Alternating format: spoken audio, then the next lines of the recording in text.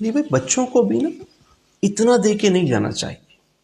اچھا. ہاں، اپنے بچوں کو قابل بنا کر جائیں، کوئی نہ کوئی فن، ہنر، صلاحیت دے کر جائیں. صرف پیسہ نہ دے کے جائیں، ورنہ وہ پیسہ بھی برباد کریں گے، خود بھی برباد ہوں گے. پیسہ اتنا دیں انہیں کہ جتنا ان کی ضرورت کا ہے. بچوں کو قابل بنانے پہ زیادہ توجہ دیں. ہمارے یہاں کیا ہوتا ہے کہ ہم بچے کو قابل بنانے کے بجائے بینک بیلنس اس کو دیے جا رہے ہوتے ہیں. ابھی ایک صاحب کا انتقال ہوا تو بہت بڑے بزنس مین تھے، بلڈر تھے. بچوں کو انہوں نے کریڈٹ کارڈ، یہ وہ سب کچھ دیا ہوا تھا. اب جب انتقال ہوا تو وہ پیچھے شور مچ، اب بچوں کو کوئی کام آتا نہیں تھا، سارے ادھر کیس تو ادھر کیس تو یہ چیز بہت ختم. اب وہ بچے مشکل سے کہیں نوکریاں کر رہے ہیں. تو بچے کو قابل بنائیں. پلاننگ نہیں ہے، پلاننگ نہیں، بس پیسہ پیسہ پیسہ پیسہ. پیسہ کتنا چاہیے؟ پیسہ ہماری ضرورت ہے، ہمارا مقصد تو نہیں ہے دنیا میں آنے کا پیسا. یہ بات سمجھ میں نہیں آتی لوگوں کو. دیکھیں نا، میرے آقا کریم علیہ السلام نے جو تعلیمات ارشاد فرمائی اس کی روشنی میں دیکھیں آپ صحیح ہے. کہ پیسہ ہماری ضرورت ہے، ہمارا مقصد پیسہ نہیں ہے، محض ایک ضرورت ہے. محض ایک ضرورت ہے. گھر ہماری ضرورت ہے، سواری ہماری ضرورت ہے، یہ ہماری ضرورتیں ہیں. ہم نے ضرورت کو مقصد بنا لیا اور جو مقصد تھا اس کو چھوڑ دیا. ایسا ہی ہے.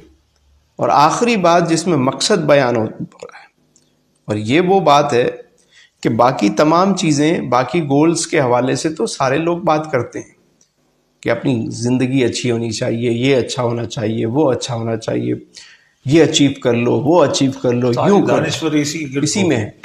لیکن دین جو ہے وہ یہ کہتا ہے کہ یہ ساری چیزیں تمہاری ضرورت ہیں، مقصد نہیں ہے. اب مقصد کی بات بھی اس میں شامل ہو گئی. آقا کریم علیہ السلام نے فرمایا کہ اپنی زندگی کو موت سے پہلے غنیمت. اللہ اللہ اللہ. تمہیں یہ پتا ہونا چاہیے کہ تم آئے کیوں ہو. اللہ اللہ. مفہوم یہ ہے کہ تمہیں یہ پتا ہو کہ تم آئے کیوں ہو، کہاں سے آئے ہو، کہاں جانا ہے، کتنی دیر اس مسافر خانے میں ٹھہرنا ہے، مقصد حیات کیا ہے.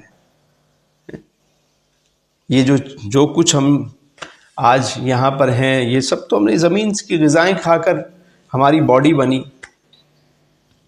وہ بقول واصف صاحب کے، نہ انسان کچھ پاتا ہے نہ کچھ کھوتا ہے، انسان آتا ہے اور جاتا ہے. واہ. تو یہ تو جو کچھ ہے وہ یہیں رہ جائے گا.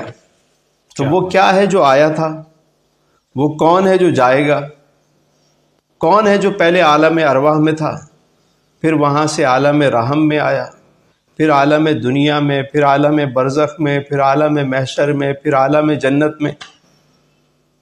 تو یہ راز کیا ہے، زندگی کا مقصد کیا ہے.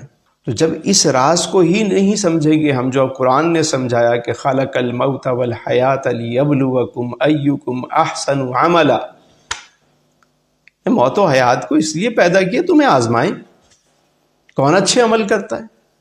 آنے کے مقصد کو کون پہچانتا ہے. تو مقصد حیات کو جب تک ہم نہیں اس کا گول بنائیں گے کہ کتنا وقت ہم نے ان کاموں کو دینا ہے اور کتنا وقت اپنے الٹیمیٹ گول کو دینا ہے،